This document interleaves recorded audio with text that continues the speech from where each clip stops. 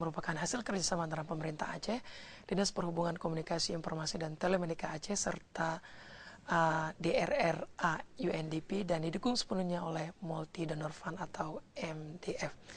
Saya ke Pak Eko lagi. Pak Eko, ini kita ini berada di penghujung diskusi. Jadi kira-kira sebenarnya kalau kita bicara langkah-langkah sederhana yang bisa dilakukan oleh masyarakat jika mereka tahu wilayahnya itu sebenarnya masuk pada persoalan kategori banjir tadi, itu gimana? Mungkin kalau kita sudah mengetahui kondisi-kondisi rawan banjir yang dialami masyarakat, tentu saja ada langkah-langkah sederhana yang perlu kita cermati bersama. Di antaranya ya, mungkin tindakan terhadap menyimpan surat-surat penting dan sebagainya di tempat yang lebih tinggi. Karena kita ketahui bersama sebetulnya kalau melihat kearifan asli Aceh, yaitu rumah Aceh itu kan rumah panggung, Pak ya. Rumah panggung di mana itu sebetulnya menjawab kondisi banjir tersebut itu sendiri.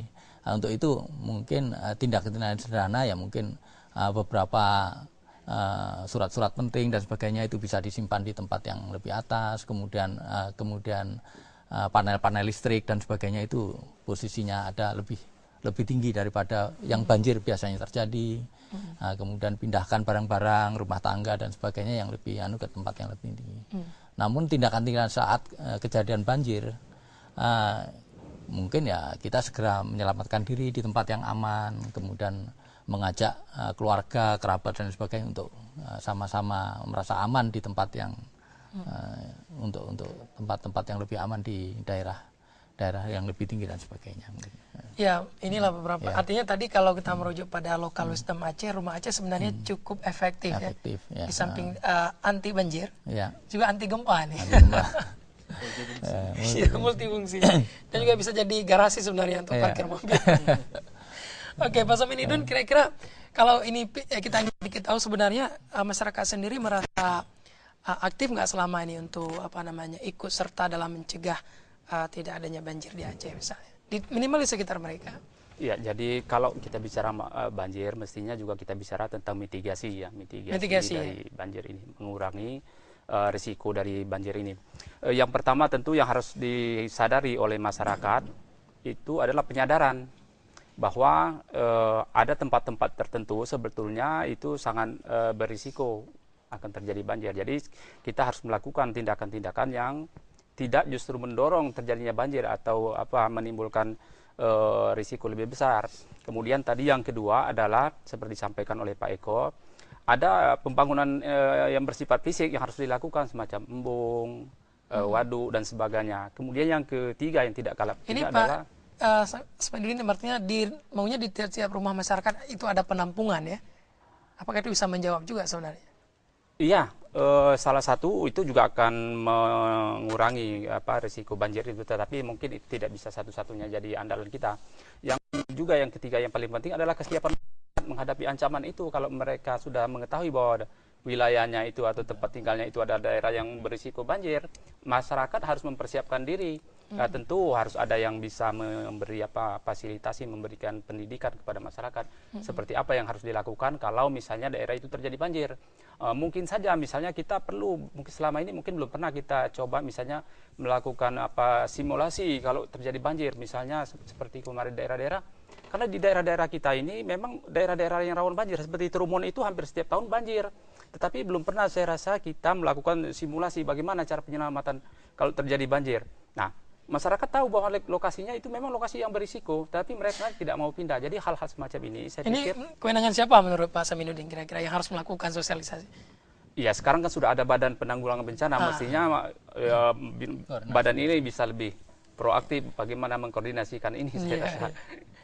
Oke, Bang Jol sendiri ini menarik bahwa sebenarnya dari pengamatan Bang Jol sendiri di masyarakat itu apakah ada semacam local wisdom juga seperti salah satu disampaikan oleh Pak Eko tadi, di mana di masyarakat sendiri sebenarnya sudah ada upaya dari dulu untuk mengatasi banjir, untuk keluar dari banjir. Ya, bukan hanya mengatasi banjir, saya pikir kalau kita bicara di masyarakat itu ya. Masyarakat itu kan cukup arif, saya pikir. Kita sering dengar yang namanya kearifan lokal ya. Artinya bagaimana mereka selalu siaga dengan proses-proses yang ada di sekelilingnya. Dan itu yang memang semakin lama kan itu semakin memudar. Nah, ini yang harus kita kembalikan sebenarnya. Kalau dalam pengelolaan sumber daya alam yang kita inginkan sebenarnya bagaimana memastikan masyarakat punya kemampuan dan diberikan kembali tanggung jawab itu untuk mengelola dan memiliki. Jadi itu juga harus diperjelas. Ini yang harus kita dorong. Kemudian kita juga menyampaikan bahwa bagaimana kearifan lokal itu dikembalikan dan penguatannya ya, terutama misalnya di masyarakat ada yang namanya pawang hutan, jerun belang kan. Nah, itu juga sangat berpotensi untuk mengurangi risiko-risiko tadi. Nah, di samping itu juga kita berharap seperti yang disampaikan oleh Pak Eko tadi, masyarakat siaga ya, mitigasi dan sebagainya. Dan juga kalau perlu diaktifkan lagi gampung siaga itu. Nah, jadi kita tahu di wilayah itu dalam bulan-bulan tertentu pasti banjir. Jadi mereka sudah siaga. Jadi setelah masyarakat siaga, respon pemerintah juga harus cepat seharusnya. Jadi juga ini kita harapkan begitu. Kadang ada 1-2 kasus kita lihat itu sudah berhari-hari, ya kan, sudah lebih sehari baru datang bantuan.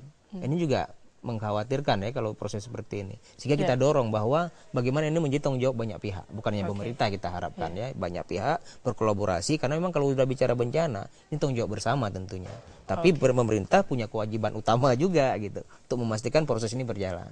Ini yang sekarang kita dorong begitu. Baik, ini terima kasih sekali karena kita sudah berada di penghujung acara. Tapi yang pasti beberapa catatan Bang Jul tadi menarik untuk dicatat kembali, mengembalikan local wisdom kepada masyarakat tadi. Baik Pak Eko dan juga Pak Saminuddin, Bang Jul, terima kasih atas kehadirannya di studio TVRI sore hari ini. Baik pemirsa TVRI dimanapun Anda berada, demikianlah bincang-bincang kita terkait masalah potensi banjir di Aceh dan bagaimana upaya menanganinya. Dan 3 orang narasumber tadi telah memberikan penjelasan yang cukup jelas. Dan paling tidak ada beberapa strategi yang barangkali harus kita siapkan bila mana persoalan banjir ini datang di daerah kita. Dan tentu persiapan-persiapan tadi Pak Eko dan juga Pak Saminuddin, Bang Jul telah menjelaskan kepada kita. Dan pasti perlu partisipasi semua pihak, masyarakat, pemerintah untuk terus menjaga dan memelihara lingkungan agar banjir tidak datang. Demikian bincang-bincang kita. Sampai jumpa di lain waktu dan kesempatan dengan topik yang berbeda tentunya. Billahi taufiq wal hidayah. Wassalamualaikum warahmatullahi wabarakatuh. Sampai jumpa.